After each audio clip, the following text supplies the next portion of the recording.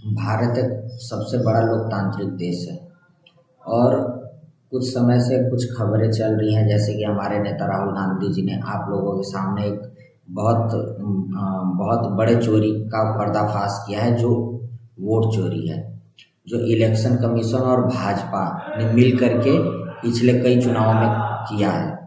तो इस वोट चोरी का परिणाम क्या है, जनता के ऊपर उसका क्या असर पड़ने वाला है, वो समझने की ज़रूरत है।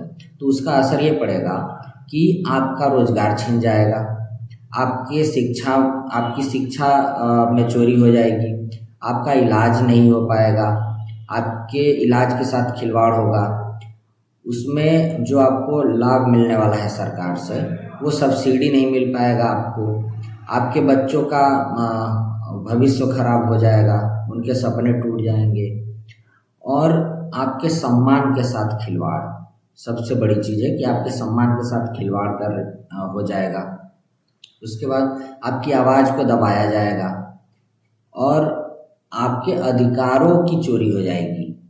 जो आपको संविधान में अधिकार मिला हुआ है, उन अधिकारों की चोरी हो जाएगी। दूसरी चीज़ और ये है कि आप जो हर दिन मेहनत कर रहे हैं, उस मेहनत की भी चोरी हो जाएगी। आपके संविधान की चोरी हो जाएगी, क्योंकि संविधान ही एक ऐसा है जो आपको काम करने, लिखने, पढ़ने, घूमने फिरने की आज़ादी देता है। आपके संविधान की चोरी हो जाएगी। भारत का जो लोकतंत्र है, अगर उसकी चोरी हो जाएगी तो फिर कुछ देश में बचा ही नहीं, फिर तो आप गुलाम फिर से हो जाएंगे। तो हमारे नेता राहुल गांधी जी ने लगातार इस मुद्दे को उठाया है। राहुल गांधी जी ने कई सबूत भी दिए हैं, मीडिया के सामने आकर पूरा पर्दाफाश किया है। इलेक्शन कमीशन और भाजपा मिलकर के जो खेल खेल रही थी, उसका पर्दाफाश किए हैं।